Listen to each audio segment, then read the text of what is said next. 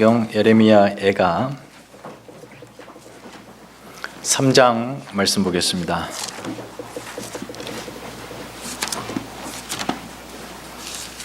구약 성경 1147면입니다. 예레미야 애가 3장 31절에서 33절 세 절의 말씀을 한 목소리로 읽겠습니다. 1147면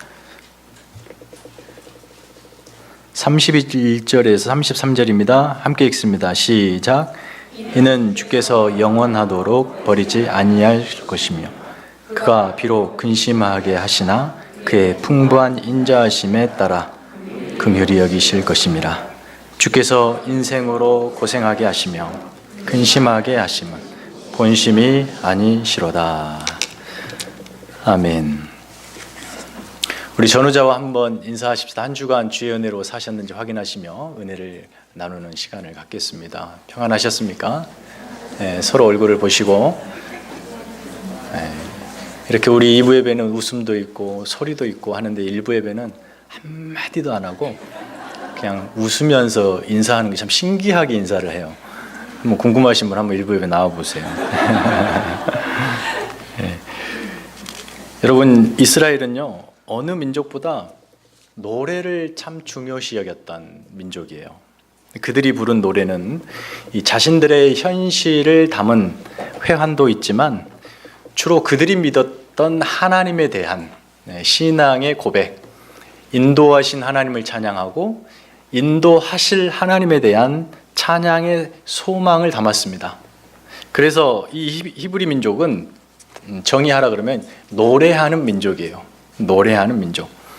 창세기 11장에 믿음의 조상, 이스라엘의 출발점으로 여겨지는 믿음의 조상 아브라함이 나와요. 11장 말미에 아브라함의 족보가 소개되죠. 맨 마지막이 아브라함입니다.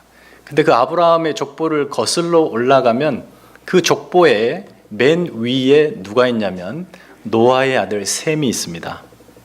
노아가 이 셈을 불러다 놓고 셈에게 말하죠.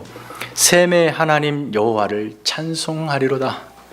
그러니까 아브라함의 족보의 시작은 하나님을 찬양하면서 시작이 되는 거예요. 다시 말해 이스라엘의 시작을 그렇게 볼 수도 있는 거죠. 그리고 우리가 잘 아는 예수님이 유다 지파에서 나시는데 야곱이 12아들을 이제 임종시에 앞에 불러서 각자 유언식으로 축복을 하죠. 그때 네 번째 이 유다 아들에게는 이렇게 축복합니다. 유다야, 너는 내 형제의 찬송이 될지라. 하나님께서 유다 지파로 하실 이 일을 다른 지파들이 하나님을 찬양한다라는 것이죠. 이처럼 이스라엘은 노래로 시작한 민족이었습니다. 노래로. 구약 성경에서 가장 위대한 노래 손꼽으라 한다면 구약에서 저는 출애굽기 15장을 꼽고 싶습니다. 모세와 이스라엘 백성의 광야의 노래입니다.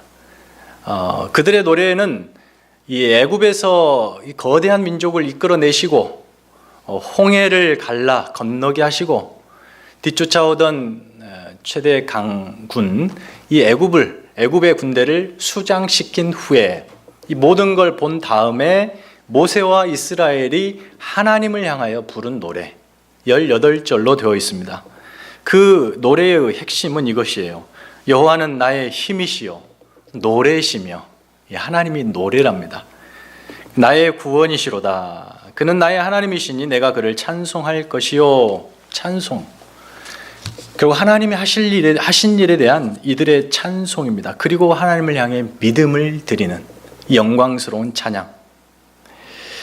그들은 노래로 그들의 만만치 않는 현실을 승화시켰고 찬송으로 그들 가운데 역사하신 하나님의 신앙을 고백했습니다. 그들에게 노래는 단순한 곡조가 아니라 신앙 고백이었어요.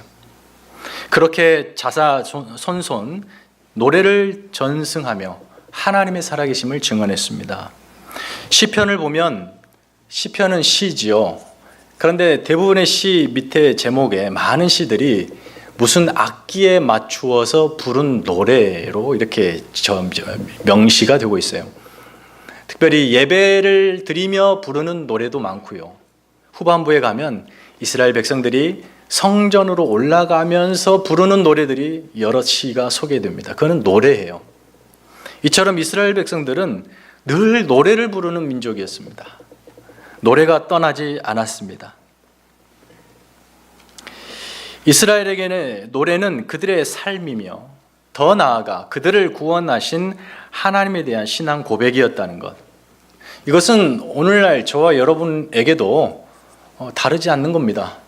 하나님이 저희를 구원하셨고 그러므로 저와 여러분의 삶에서도 찬양이 끊이지 않아야 돼요. 찬양의 중요성이죠. 특별히 이렇게 예배 가운데 함께 모여 드리는 찬양할 때에는 되도록이면 그 앞 사람이 불편하지 않을 정도로 크게 부르셔야 돼요. 정성껏 음에 맞추어서 최대한 부르셔야 돼요.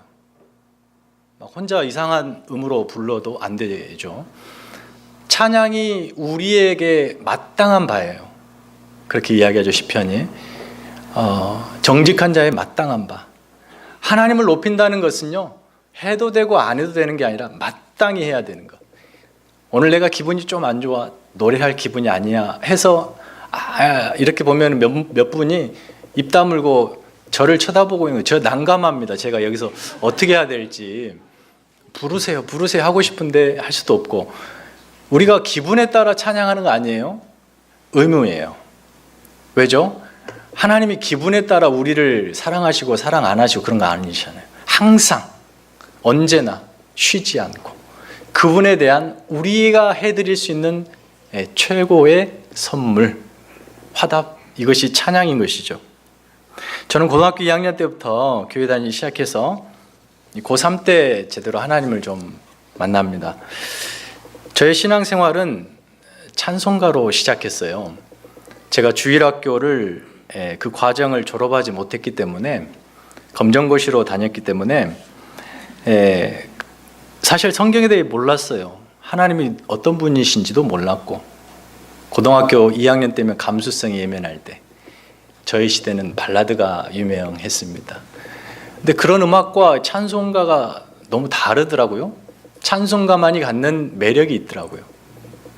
더군다나 찬송가의 가사들, 복음성 말고 찬송가에 있는 찬송가요. 그 가사들이 그냥 그게 기도더라고요. 기도고 그게 자체가 이 성경에 대한 이야기더라고요. 그래서 되도록이면 찬양을 애웠어요. 그렇게 저는 신앙을 시작했습니다. 고3 때 공부가 안 되고 어지러울 때 노을이 지는 곳에 바람에 흔들리는 갈대를 어루만지며 저는 찬송했어요. 근데 지금도 생생하게 기억이 납니다. 되도록, 그리고 그 당시에 애웠던 찬송가가 여지껏 남아 있습니다. 어렸을 때 애웠던 찬송가가 되도록이면 애워야 돼요. 그리고 하나님을 향해서 그 광활한 드넓은 곳에 혼자서 소리를 지르며 하나님을 알아갔어요. 성경에는 하나님께서 하신 위대한 이 구원을 찬양하는 노래가 많습니다. 그런데 오늘 저와 여러분이 만나 이 노래는 성경에서 가장 슬픈 노래입니다. 그래서 애가이죠. 멸망의 끝자락에 선 이스라엘이 경험하고 있는 이 참혹하고 살떨리는 현실을 이 노래 가사에 담아내는 이 작업, 얼마나 슬픈 작업이었는지, 이것을 애가라고 제목을 붙이죠. 여러분, 이 에레미야 애가는 5장으로 되어 있어요. 에레미야가 우리에게 위안을 주는 것처럼 그 전에 에레미야서가 얼마나 길고 읽기 어려운지, 언제 끝나나 하고 오다가 에레미야 애가 5장으로 딱 끝나버리니까 감사하죠. 이 에레미야 애가는 5장으로 되어 있는데 짧지만 이게 노래로 불려진다는 것에는 긴 노래예요. 어찌 보면 5절로 된 찬송가라고 보시면 돼요.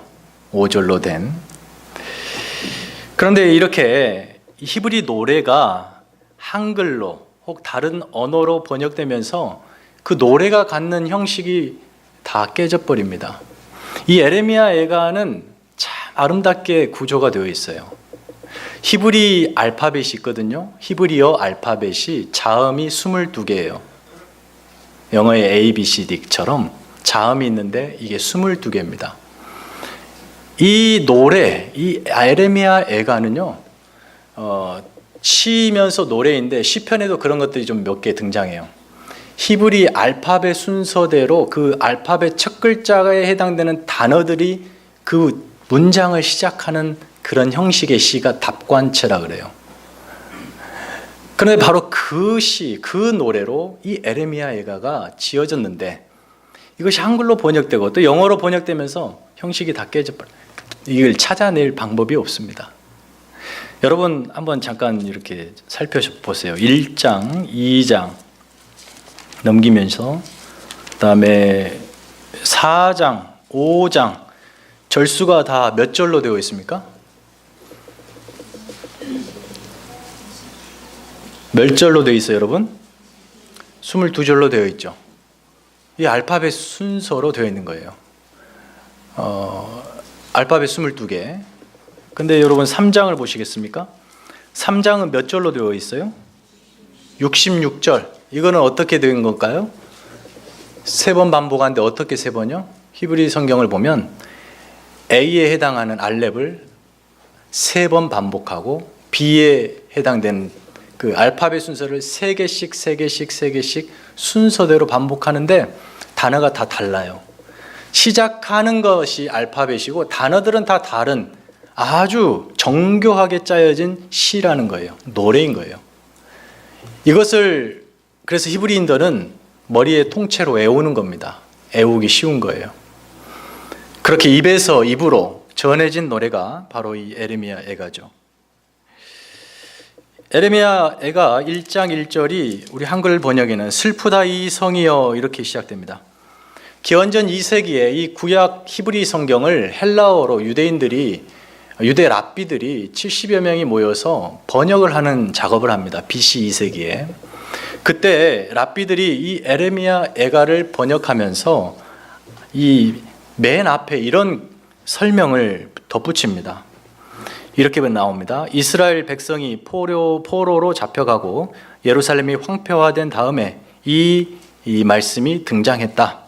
예레미야는 자신이 앉아서 울며 예루살렘에 대한 이 애가로 통곡했다. 그리고 이제 1절을 시작하는 거예요. 이 랍비들의 이 설명입니다. 에레미야 애가를 읽어보다 보면은 이 애가의 저자가 예레미야라는 사실은 명시되어 있지 않아요. 그러나 많은 전통적으로 동의하는 것은 이 노래는 예레미야가 지었다는 거예요. 이 애가는 바로 끔찍한 민족의 패망을 목도하면서 하나님의 선지자가 부른 노래였습니다. 솔로몬이 통일왕국, 아버지로부터 물려받은 통일왕국을 잘 통치하다가 그 말미에 대단히 수치스러운 결과를 만들어냅니다. 그런 후에 이 이스라엘이 남과 북으로 나뉘는데 북이스라엘, 남유다입니다. 그 후 약 200년이 좀 더 지나서 기원전 722년에 북이스라엘은 아수르에게 멸망을 해요. 그리고 남유다는 좀 더 버티다가 결국 BC 586년에 바벨론 왕 느부갓네살의 멸망을 당합니다. 그 과정을 보면 마지막 그 역사의 끝자락 이 남유다의 멸망 40년을 이 하나님이 보낸 선지자 예레미야가 목격자로 증언하고 있습니다. 그 당시 유다는 멸망에 치닫고 있었는데 그 나라에 거짓 선지자들이 참 많았습니다. 뭐라고 예언을 하냐면 우리 망하지 않는다. 하나님이 붙들고 계시고 우리에게는 예루살렘에 성전이 있다. 절대 망할 일이 없다. 그러나 우리가 지금 당장은 애굽의 힘을 의지해서 어려운 상황을 이겨내자. 결국 그런 분위기 속에 하나님께서 예레미야를 보내셨고 예레미야는 성공과 축복을 예언하는 거짓 선지자들과 달리 그 남유다를 향해 멸망을 예언합니다. 너희는 멸망한다. 그래서 예레미야는 많은 고초를 당하게 되죠. 남유다가 하나님을 버리고 애굽을 의지합니다. 그때 BC 605년에 바벨론의 왕 느부갓네살이 갈그미스에서 애굽 대군을 대파합니다. 이기죠. 그리고 나서 친애굽 정책을 폈던 나라인 남유다를 공격해요. 첫 번째 침공입니다. 그 다음 몇 년 후에 BC 597년이 되어서 다시 한번 느부갓네살이 이 남유다를 침공해 그 당시 왕이었던 여호야김을 잡아가고 포로 1만 명을 끌고 갑니다. 그리고 그 나라에 시드기야라고 하는 허수아비와 같은 왕을 세우죠. 그런데 그 역시 이렇게 거만하고, 그래서 결국은 바벨론의 눈밖에 나고 다시 애굽을 찾다가 결국 BC 586년에 느부갓네살이 군대를 끌고 들어와 예루살렘 성뿐만 아니라 온 유다 지역을 초토화시켜 그렇게 멸망하게 되는 이스라엘의 고달프고 슬픈 역사가 바로 이 시점입니다. 그 모든 것들을 이 예레미야는 증인으로 바라보고 그 내용을 슬픔의 노래 속에 담아 이스라엘에게 전해주고 있는 거예요. 그 상황이 얼마나 끔찍했던지 2장 20절을 한번 읽어볼까요? 전사 146페이지 2장 20절 다 같이 읽겠습니다. 시작.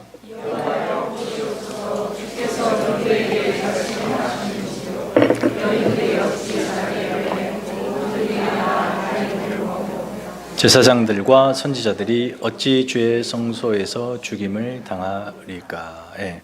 4장 10절에도 똑같은 말이 나와요. 딸 내 백성이 멸망할 때에 자비로운 부녀들이 자기들의 손으로 자기들의 자녀를 삶아 먹었도다. 여러분, 이것은 단지 시적인 표현이 아니라 멸망을 앞둔 이스라엘의 참혹한 현실이었습니다. 성전이 무너졌습니다. 제사장들과 선지자들이 성전에서 처참히 죽었고 어린 처녀들과 소년들이 칼에 엎드려졌으며 굶어 죽고 포로로 잡혀가고 온 민족이 뿔뿔이 흩어지는 참혹한 현실을 경험하게 됩니다. 이스라엘이 나라 잃은 소름, 뿔뿔이 흩어져 버린 고통도 고통이지만 가장 수치스럽고 아팠던 것은 그들이 그렇게 믿었던 하나님의 성전의 완파입니다. 하나님의 성전이 이방인의 손에 넘어가 산산조각 나버린 것, 이것은 분명 하나님이 이스라엘을 포기했다는 충분한 증거였습니다. 그래서 그들은 눈물을 흘릴 수밖에 없었어요. 사실 이스라엘의 이러한 운명은 그들의 선택한 결과였습니다. 그들은 스스로 그 길을 선택했고 그 책임은 누구에게도 돌릴 수 없는 그들의 몫이었습니다. 이스라엘이 단지 어떤 국제 질서상 약소국의 비애로 이와 같은 상황을 당했다라고 말할 수 없는 특별한 사정이 이스라엘에는 있습니다. 그게 무엇이냐면 바로 이 이스라엘은 다른 나라들과 달리 그 시작, 그 태생이 바로 그 운명이 절대자 하나님의 손에서부터 시작되었다는 거예요. 그리고 그 운명이 하나님의 손에 달려 있다는 것. 이게 이스라엘이 다른 나라들과 다른 점이죠. 다른 것 아니에요. 그것입니다. 그 과정 속에, 역사 속에서 보면은 이스라엘이 그 사실을 알고 하나님을 붙들면 하나님이 복을 주셨고, 거만하고 오만해서 하나님을 버리고 각자가 운명을 결정하겠다고 나설 때면 하나님이 늘 그들을 심판하셨어요. 그것의 역사의 반복이 이스라엘의 역사입니다.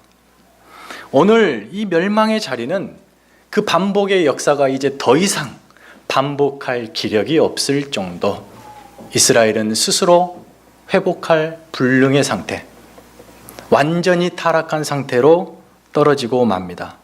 이대로 둘 때 그들은 그냥 그렇게 죽을 수밖에 없습니다. 하나님의 극약 처방이 내려지는데 아이러니하게도 이스라엘의 멸망이 그들이 살 길이었습니다. 그들이 멸망하지 않고서는 어떻게든 존재하는 한 하나님을 의지하지 않을 것이기 때문에 나라를 없앰으로, 그가 그렇게도, 하나님이 그렇게도 영광스럽게 온 세상에 증언했던 임재의 자리인 성전을 갈기갈기 찢어서라도 이스라엘 백성을 살려내시는 하나님을 만나게 됩니다. 이스라엘이 왜 그렇게 되었는가? 그것은 결국은 하나님에 대한 그들의 거절 때문입니다. 멸망의 그 자리에서 비로소 이스라엘은 자기들을 살피는 거예요. 우리가 어떤 존재인지, 얼만큼 망가졌는지, 어떻게 해야 사는지. 그 역사 속에 그들은 이제 비로소 살 희망을 갖습니다. 물론 그들은 이대로 끝났다라고 절망 가운데 있습니다. 하지만 에레미야 애가가 부르는 노래에는 절망의 노래가 아니에요. 희망입니다. 자세히 보시면 희망이에요. 이들이 이 같은 이 마지막 끝자락, 이 멸망의 자리까지 오게 된 원인에 대해서 다양하게 이야기할 수 있겠지만 예레미야의 언어를 빌려서 예레미야 2장 13절의 말씀을 보면 이렇습니다.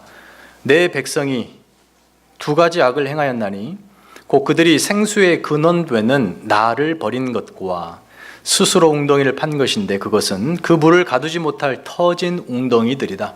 하나님이 예레미야에게 하신 말씀이에요. 이스라엘이, 유다가 왜 멸망할 수밖에 없냐면 생수의 근원인 하나님을 버렸다는 거예요. 하나님 아닌 것을 하나님으로 우상 숭배했고, 그 다음 웅덩이를 파서 물을 가둬 그 물로 살고자 했는데 그 웅덩이는 터진 웅덩이, 애굽을 의지하고 이방 사람을 의지해 살아보려고 몸부림쳤지만 그들이 이스라엘을 살게 하지 못한다는 거예요. 그럼에도 그들은 하나님을 버렸습니다. 하나님이 이스라엘을 선택하시죠. 그 선택에는 그냥 이제 시작이다 선택이 그 의미도 있겠지만 이 선택 자체가 하나님과 이스라엘이 어떤 관계로 묶이는가 그 언약의 내용이 다 포함되어 있습니다. 하나님은 이스라엘의 하나님이 되실 것이고 이스라엘은 하나님의 백성이 되는 거예요. 그 언약 관계죠. 그 언약 관계에서 상호 책임이라는 것이 있습니다. 하나님은 하나님답게 그의 백성을 책임지셔야 하고 이스라엘은 하나님의 백성답게 하나님께 책임을 다해야 해요. 그 과정에 하나님의 선택이 있었는데 그 선택 자체에 이 모든 내용이 포함돼요. 저와 여러분을 향한 하나님의 선택도 마찬가지입니다. 우리를 성도로 하나님이 부르시고 선택하신 것에는 구원의 시작이기도 하지만 그 안에는 하나님이 여러분을 책임지겠다는 굳은 의지도 포함되어 있고 우리도 하나님 앞에 구원받은 자로서 합당하게 그의 수준에 맞게 하나님께 순종하도록 하는 우리의 책임도 포함되어 있습니다. 그러나 우리는 여기서 자칫 오해해서 안 되는 것은 하나님의 구원의 완성이 하나님의 책임과 우리의 책임인데 그렇게 따지면 신과 인간, 신인의 협동에서 구원을 이루는 것인가? 소위 말하는 알미니안주의라고 하는 곳에서 얘기하죠. 그러나 그렇지는 않습니다. 왜냐하면 결국 우리로 하여금 하나님 앞에 나와서 우리가 해야 할 책임을 지게 하는 그것마저도 하나님의 은혜 없이는 불가능하기 때문입니다. 여러분 중에 여러분이 믿음이 있다고 스스로 생각하고 또 실력 있다 하여 하나님 앞에 내가 결단하고 나와 내가 뭔가를 이루어서 이 자리에 있다고 생각하시는 분들은 아직은 하나님의 은혜의 깊이를 모르는 거예요. 그저 우리는 이 자리에 있으면서 고백하는 것 한 가지, 아무것도 아닌 내가 여기 있다니 하나님의 은혜입니다. 이거밖에는 없는 거예요. 성경이 우리에게 증언하는 것은 이것입니다. 이스라엘이 철저히 그들의 무능력에도 불구하고 하나님께서 어떻게 그들을 끊임없이 은혜의 자리로 끌어당기시는가, 순종의 자리로 그 불순종의 자리에서 끌어내시는가, 이 하나님의 열심, 일하심, 이것이 성경이 우리에게 증언하는 것이고, 그리고 이에 더해 얼마나 하나님께서는 자기가 선택한 자기 백성을 끝까지 책임지시는가, 이것이 곧 성경이 우리에게 말하는 하나님의 은혜입니다. 그렇다면 이렇게 또 질문할 수 있어요. 이스라엘이, 성도가 하나님의 영광을 담아내는 그 삶을 실패하면 결국 그 실패한 책임이 하나님에게 있지 않을까? 왜요? 그 성도가 그 신앙의 책임을 다하는데 충분한 은혜를 하나님이 주시지 않은 까닭에, 그러니까 여러분이 어떤 어려운 일을 만나요. 하나님, 제가 이거 이길 수 있는 힘 주십시오. 그런데 그게 이제 부족할 경우에 하나님을 원망하죠. 하나님이 힘 주셔야 제가 이길 거 아닙니까? 이런 거라는 거죠. 그러나 하나님의 은혜는 이스라엘 역사 속에서 단 한 번도, 단 한 시도 부족한 적이 없었습니다. 문제는 이스라엘이 연약한 그들의 욕망과 본성 때문에 베푸신 하나님의 은혜를 스스로 거절한 까닭입니다. 귀에 대고 말씀하시는데 귀를 막습니다. 그래놓고 왜 하나님 크게 말씀하시지 않으셨냐고 얘기해요. 어려운 현실을 넘어서는 힘을 주셨음에도 불구하고 주저앉으면서 왜 나를 그 자리를 넘기지 않냐고 불평합니다. 그것은 우리의 연약한 본성이 하나님의 은혜를 거스린 까닭이에요. 하나님이 이스라엘을 구원하시고 또 선택하신 거에는 하나님이 책임을 다하겠다는, 그래서 언제든지 나를 돌아설 때 내가 너희를 돌려놓겠다라는 하나님의 굳은 의지, 끊임없이 이스라엘에게 선지자들을 보내고 본인이 나타나셔서까지 인자와 긍휼을 통해 그들을 돌려내시는 작업이 얼마나 역사 속에 많이 반복되었는지 몰라요. 그러나 이스라엘이 지금 멸망의 자리에 있는 것은 그들의 거절 때문이에요. 그래서 에레미야가 부르는 이 애가에는 한탄과 탄식과 절망도 있지만 여기에는 회개가 딸라요.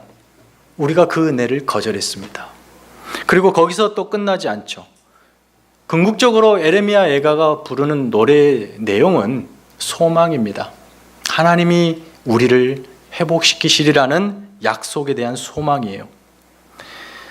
그래서 우리가 읽은 본문 31절에 주제와 같은 말씀이에요.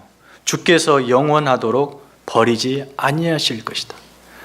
지금 이스라엘은 그들이 잿더미 위에서 할 수 있는 것은 탄식뿐이고 허공에 대고 외칠 수 있는 것은 비명뿐이고, 그때 그들이 확인할 수 있었던 것은 우리가 하나님으로부터 버림을 받았다, 이렇게 멸망하는구나. 어찌 성전 없이 하나님을 예배할 수 있으며 어찌 나라 없이 하나님의 그 다윗의 왕조의 약속을 이어갈 수 있겠단 말인가. 우리의 예배와 우리의 운명은 어찌 된단 말인가. 탄식하고 있을 때 예레미야가 예가로 부르는 노래는 그렇지 않다. 하나님은 너희를 포기하시지 않았다. 희망을 노래하고 있습니다. 성전이 이방인에게 넘겨져 수치스러운 그런 시간을 경험하게 되지만 그런 일을 통해서라도 이스라엘을 살려내시고자 저항할 수 없는 은혜를 계속해서 베푸시는 이 하나님의 거절할 수 없는 은혜를 지금 이스라엘은 잿더미 위에서 경험하고 있습니다. 33절에 주께서 인생으로 고생하게 하시며 근심하게 하심은 본심이 아니시로다. 하나님의 마음이죠. 하나님이 이스라엘에게 고난과 고통과 근심을 주는 것은 본심이 아니라는 거예요. 그것을 통해 회복의 자리로 나아오라는 하나님의 초대죠. 모든 고통과 수치를 하나님이 견디시는 거예요. 내 백성이 저렇게 못 나오고 내가 선택한 그들이 저렇게 나 아닌 자들과 연합하여 그 수치를 보이는 그것을 하나님이 견디시는 거예요. 하나님의 고통이에요. 예루살렘의 멸망 앞에서 우리가 확인하는 것은 다른 것 아니에요. 하나님께서 이스라엘의 하나님이 되시기로 작정하신 이상 그 선택을 하나님이 후회하시지 않는다. 뿐만 아닙니다. 선택을 후회 안 하시는 것으로 끝내는 것이 아니라 더 나아가 하나님께서는 그의 사랑의 대상인 이 이스라엘이 자기들 마음대로 살도록 내버려 두시지 않는다. 여기까지가 하나님의 마음입니다. 이스라엘을 하나님 아닌 것으로 더불어 살도록 내버려 두지 않으시겠다는 거죠. 하나님께서는 저와 여러분을 거룩한 자녀, 성도로 부르셨습니다. 그 부르심에는 하나님께서 절대 후회하시지 않습니다. 설사 여러분이 이스라엘처럼 불신앙과 시원찮은 신앙으로 좀 저속어를 쓴다면 여러분이 뺀질된다 하여도 하나님은 여러분 선택하신 것 후회하지 않으십니다.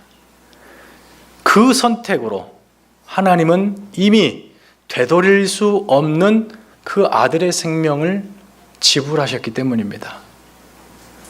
만약에 예수님이 앞으로 여러분이 하시는 신앙생활을 보고 앞으로 내가 너를 위해 죽어줄게 라고 한다면 좀 의심해 볼 수 있습니다.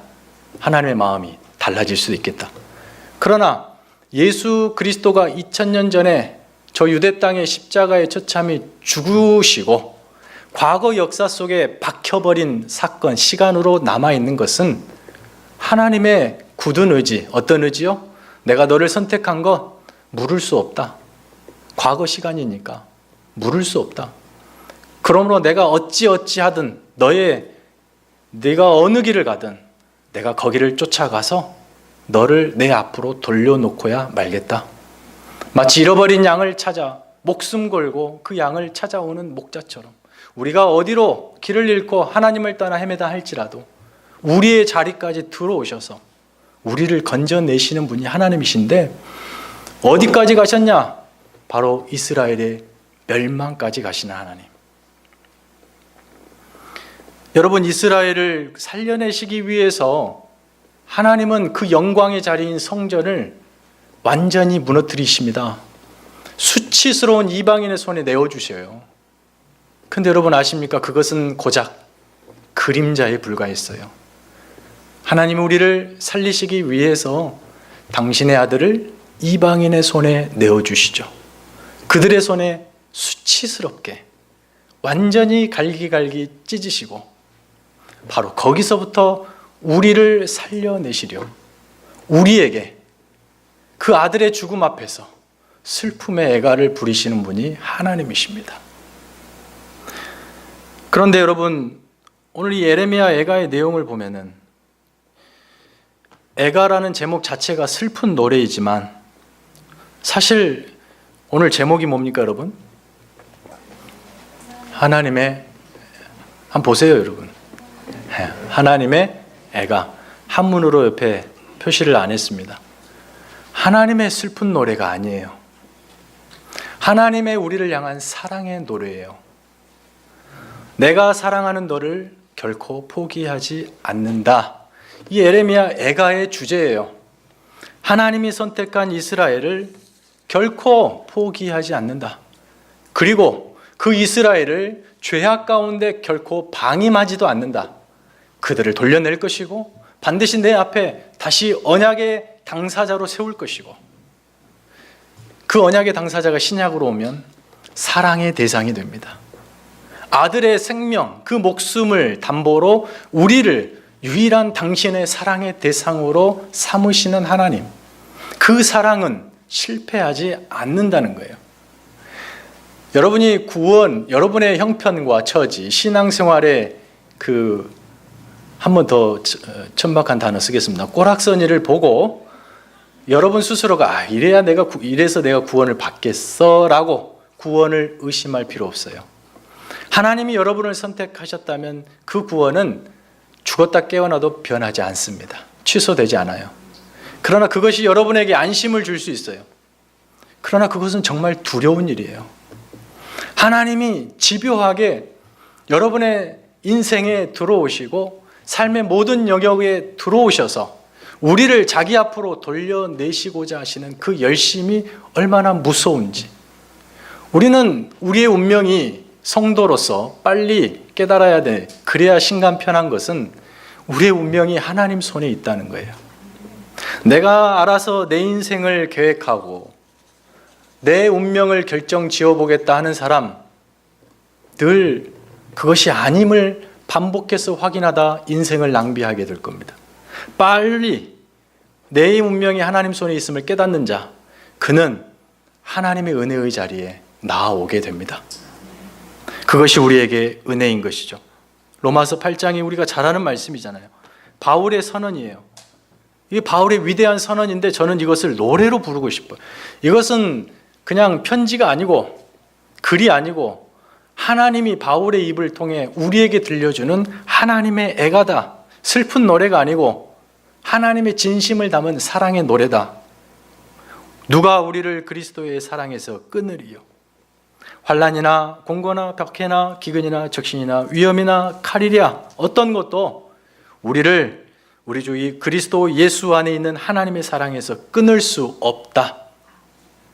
그 앞에 하나님이 이렇게도 선언하죠. 자기 아들을 아끼지 아니하시고 내어주신 이가 어찌 그 아들과 함께 모든 것을 우리에게 주시지 아니하겠느냐. 그 하나님의 마음이 느껴지십니까? 이 로마서 8장을 읽어보다 보면은 반복되는 단어가 있는데 그게 우리라는 거예요. 하나님의 사랑은 추상적이거나 공허한 단어가 아닙니다. 대상이 있어요. 우리라고 하는 명백한 대상이 있어요. 내가 너를 위해 죽었다라는 거예요.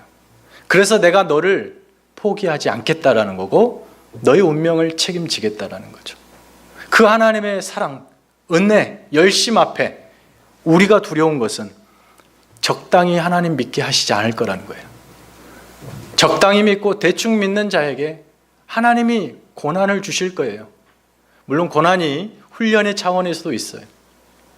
그러나 그 고난은 오늘 말씀처럼 하나님의 본심이 아니라는 거예요.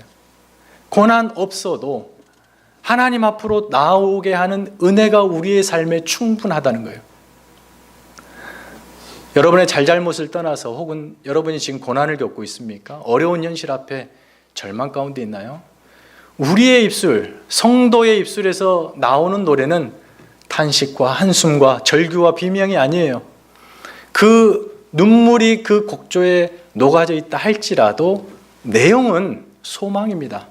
하나님이 우리를 붙드신다. 이렇게 내 인생 끝나지 않는다. 내가 생각했던 것보다 훨씬 더 고급한 수준의 하나님이 나를 끌어당기실 것이다. 내가 그것을 위해서 지금 하나님의 은혜의 자리에 나아가겠다. 이게 결국 에레미야 애가의 노래가 이스라엘 절망 가운데 이 잿더미 속에 탄식하며 눈물 흘리는 그들을 향해서 던지는 메시지. 아직 너희 살아있다. 너희가 할 일이 있다. 여호와께로 돌아오라. 우리 40절 읽어볼까요? 2장 40절 3장 40절 오늘 본문 말씀 넘어서 자 시작. 우리가 스스로 우리의 행위를 조사하고 여호와께로 돌아가자. 우리 마지막 5장 12절 21절도 한번 읽어봅시다. 5장 21절 마지막 구절이죠. 시작.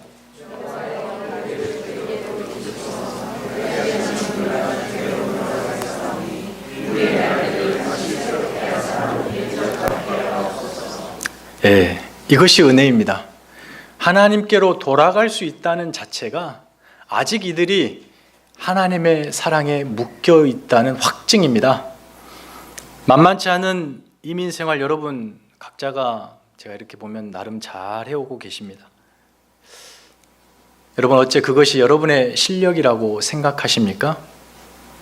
최소 10년 이상 이민 생활과 신앙 생활 하신 분들의 입술에서는 아마 한 분 한 분 붙들고 물어보면 한결같이 이렇게 대답할 것 같아요. 참 잘 살아오셨네요 하는 질문 앞에 아니요, 내 실력으로 산 것 아니에요. 하나님의 은혜였습니다. 그동안 만났던 수많은 어려운 일들이 왜 없었겠어요? 그 속에서 절망하고 눈물 흘리고 불평하고 원망하는 시간들 왜 없었겠습니까? 그러나 우리가 되돌아보면서 확증할 수 있는 선언이죠. 하나님이 내 인생 붙드시고 계시다. 내가 할 수 있는 것은 다른 것 아니라 그 하나님 앞에 한 발짝, 오늘보다 내일 한 발짝 더 가까이 가는 것. 그리고 그 앞에서 믿음의 후배들 또 새로 오신 분들을 향해서 우리가 확증적으로 권면할 수 있는 것. 여러분 하나님의 사랑이 하나님이 사랑하시는 자를 포기하지 않으시더라고요. 붙드시더라고요. 힘내세요. 두렵습니까? 그래도 하나님이 계심으로 위로를 얻으십시오. 이렇게 권면할 수 있기를 바라요. 구원받은 성도가 우리에게 가장 큰 신앙의 은혜가 있다면 바로 이것입니다. 내가 우리 전능하신 하나님의 손에 붙들려 있다. 이것만큼 큰 신앙의 기쁨이 있겠습니까?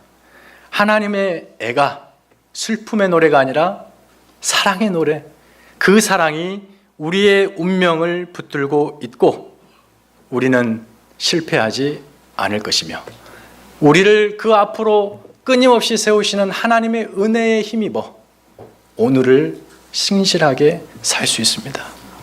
믿으십니까? 우리 다 함께 일어나셔서 찬송하시며 기도하겠습니다. 우리 찬양팀이 아까 마지막으로 불렀던 찬양 좀 빠르게 믿음으로 나아가네, 오늘 설교와 내용이 일치한 것 같습니다. 한번 부르겠습니다. 1절만 부르겠습니다. 좀 빠르게. 수많은 사람들 주를 따르네, 자신의 연약함 가지고 수많은 눈물의 시간 속에서 믿음으로 주를 보내. 수많은 사람들 주를 따르네, 자신의 연약함 가지고 수많은 눈물의 시간 속에서 믿음으로 주를 보내. 주의 영원한 사랑으로 주의 말씀을 이루시네. 삶의 모든 문제들 나를 힘겹게 해도 포기하지 않는 오늘을 살아내리라. 소망이 보이지 않는 내 삶 속에 주님만이 소망되어 주의 뜻 이루시리라. 삶의 모든 문제들 나를 힘겹게 해도 포기하지 않는 오늘을 살아내리라. 소망이 보이지 않는 내 삶 속에 주님만이 소망되어 주의 뜻 이루시리라. 여러분, 이 시간에 함께 우리의 목소리로 머리를 숙여 하나님 앞에 간절한 마음으로 진심으로 한번 기도 한번 드리십시다. 하나님께서 여러분을 사랑의 대상으로 삼으신 이상 결코 그 대상을 바꾸시는 일이 없습니다. 하나님은 이스라엘을 절대 포기하시지 않으십니다. 더욱이 하나님은 예수 믿어 구원 얻은 저와 여러분을 절대 포기하실 수 없습니다. 하나님께서 그렇게 하시는 이유가 있지요. 바로 여러분을 그 사랑의 대상답게 하나님의 자녀로서 그 수준에 합당한 삶으로 복주시기 위함이에요. 여러분을 불러서 일시키고 또 여러분을 고통스럽게 해서 기쁨을 얻는 이방신과 다릅니다.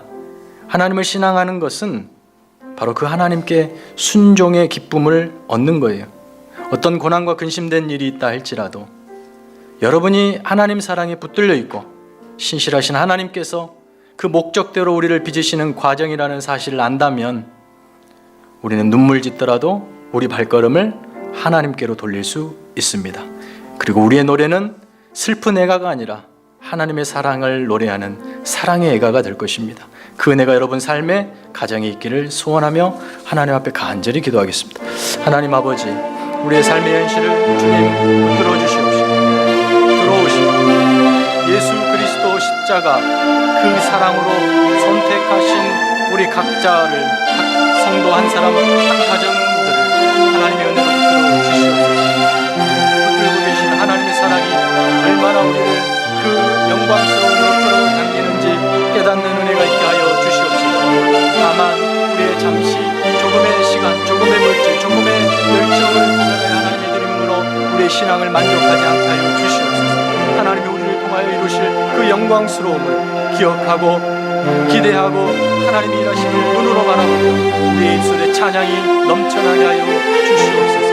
우리를 통하여 우리의 찬양을 통하여 이루실 하나님의 위대하신 일을 소망하며 날마다 하나님 앞에 한 걸음 한 걸음 더 나아가 하나님의 언약의 대상자요 사랑의 대상자로 우리의 운명, 우리의 하루를 성실히 살아내는 믿음의 자녀들 되게 하여 주시옵소서.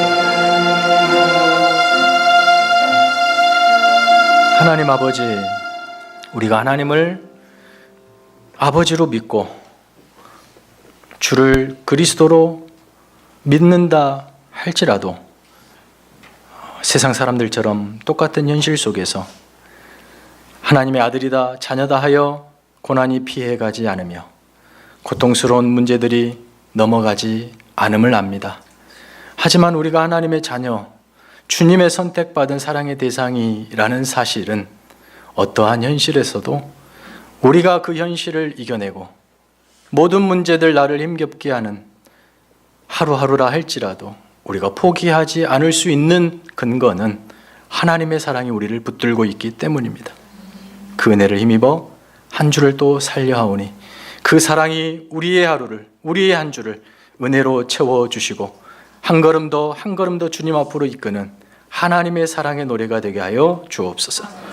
이제는 우리 구주 예수 그리스도의 은혜와 하나님 아버지의 크고 놀라우신 사랑과 성령님의 교통하심이 그 사랑에 매여 하나님 붙들고 신실한 성도의 책임을 다하기로 다짐하는 모든 성도들 머리 위에 가정과 직장과 우리 사랑하는 자녀들 위에 이제부터 영원까지 함께 있을지어다. 아멘.